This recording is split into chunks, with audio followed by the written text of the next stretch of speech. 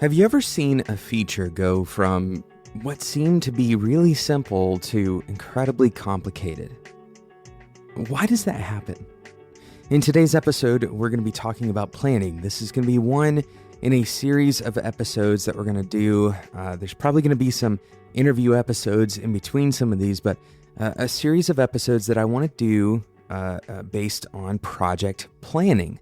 And we aren't going to be talking about planning in terms of identifying every single feature up front. We're going to be talking about it more holistically in terms of, what are some things that you should be thinking about when you're planning? What are some ways to avoid pitfalls like, for example, a feature going from what's supposed to be a very simple feature to a really complicated feature and really not changing much of the underlying functionality. So that's what we're talking about in today's episode of Developer Tea.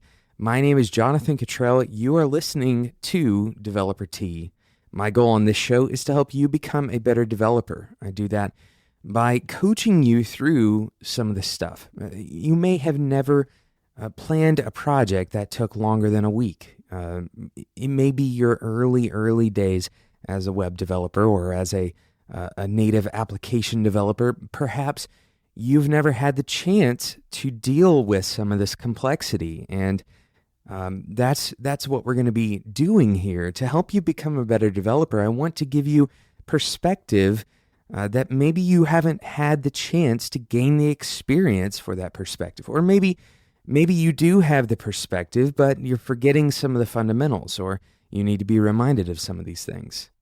And ultimately, even those of you who are very experienced, you and I, if we were to sit down and have a cup of tea together, we may not necessarily agree on all of this stuff. And one of the best ways to learn is to compare our opinions, to come at the same subject and bring differing perspectives, differing opinions, different experiences from each other, and compare and contrast those things. So even if you are experienced, even if you've planned 100 projects or 1,000 projects before, this is still going to benefit you because us sharing our opinions together, that is one of the best ways that we can perfect the things that we do. And we're never going to arrive. Hopefully that's not going to hurt anybody's feelings or disappoint any of you. You're never going to finish getting better. That's why this show really has no end in mind.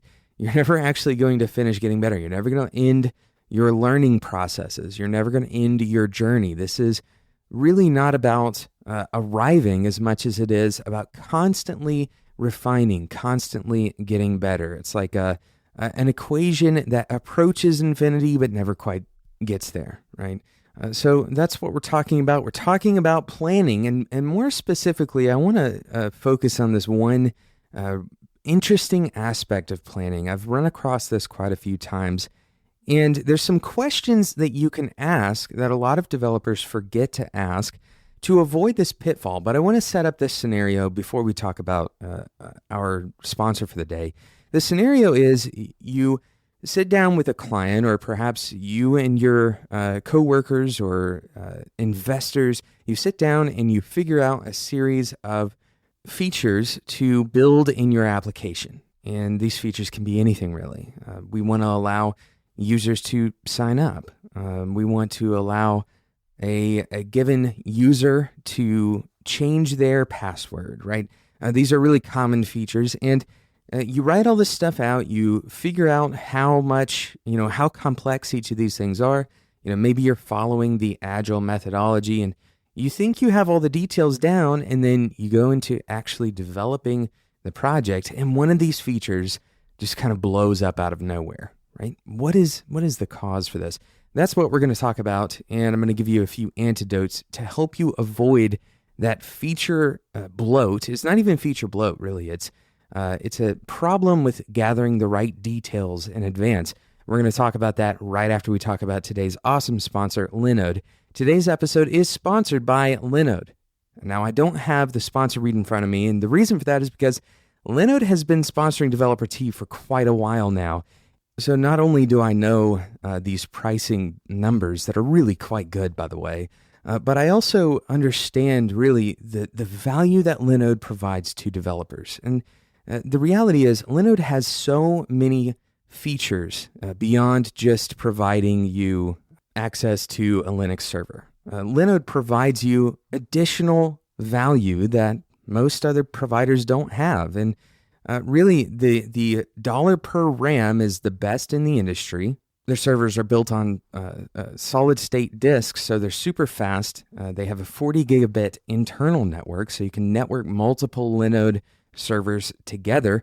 But you also get incredible service, 24/7 service, and their plans start at just $5 a month.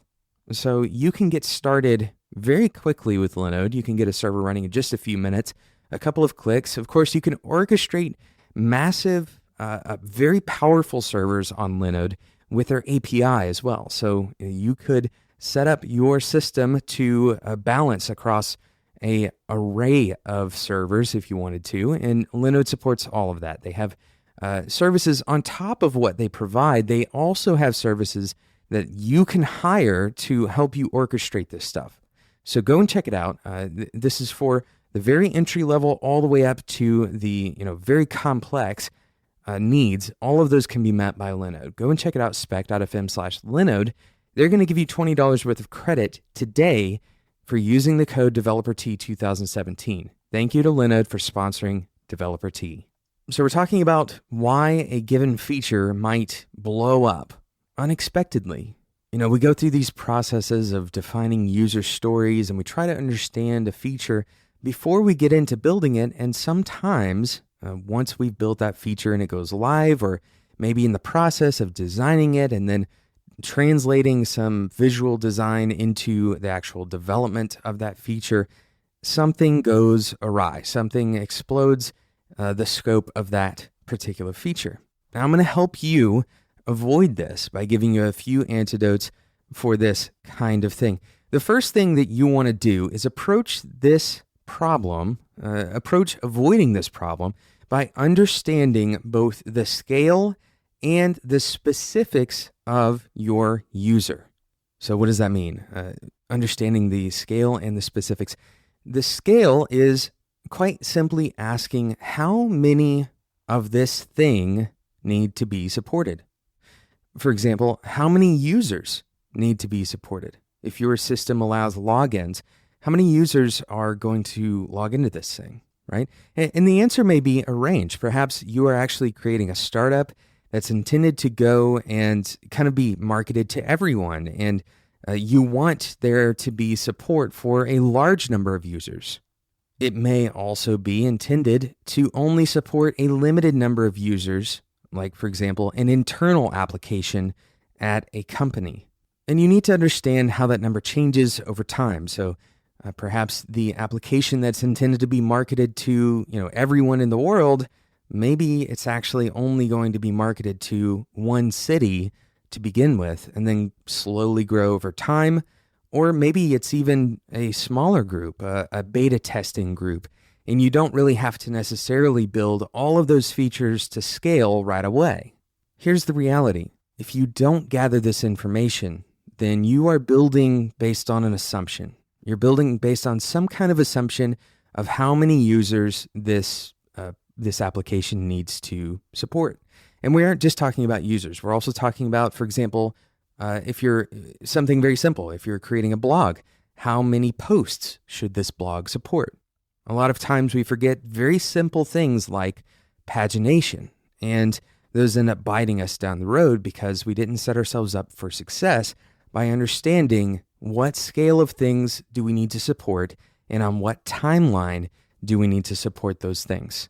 A simple proof of this is a single admin application, like, for example, a publishing application that really only needs one or maybe two logins.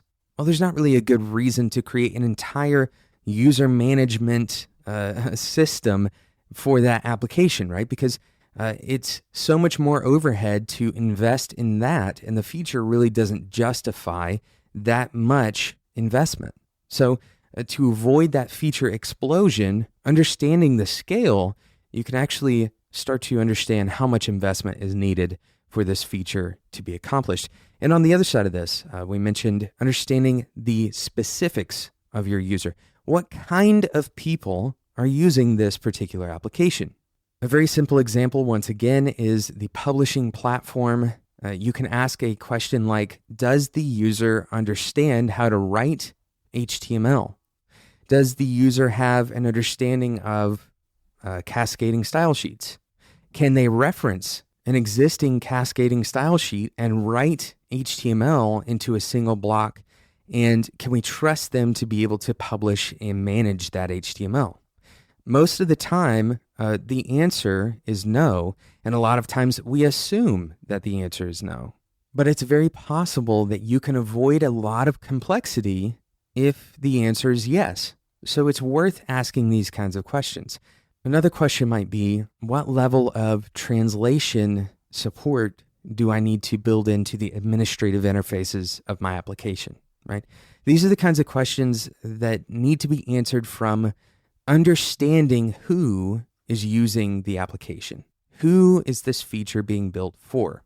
So who and how many, these are two questions that actually manage your scale. They manage your complexity and eliminate the assumptions that end you up in a position where you either underscoped the feature or you way overscoped the feature, right? So this is very important to understand, not only for user accounts, but also for every kind of thing that your application is managing. So let's say you're building a commerce application. Maybe your commerce application doesn't really need to support multiple currencies. So if you try to build multiple currencies in from the beginning, you may be overbuilding.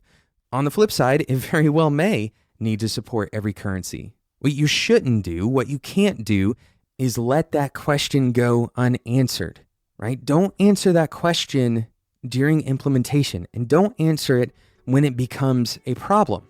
Try to answer these kinds of questions preemptively. Try to understand the problem space and the problem scale. Thank you so much for listening to today's episode of Developer Tea. My name is Jonathan Cottrell. Once again, thank you so much to Linode for sponsoring today's episode. With Linode, you get excellent customer service, the best dollar per gigabyte of RAM deal on the market, and a free $20 bill, effectively $20 worth of their services, by going to spec.fm/Linode and using the code DeveloperT2017 at checkout. That's DeveloperT2017. Thank you again to Linode for sponsoring today's episode. Thank you so much for listening. If you're enjoying these episodes, and if you want to hear more about planning, we're going to be doing some more episodes around this theme of planning and understanding how to prepare for a project and how to prepare during a project. If you want to hear more about this stuff, make sure you subscribe in whatever podcasting app you use. We're going to be talking about this and many other valuable topics on this show in the future. Thank you so much for listening, and until next time, enjoy your tea.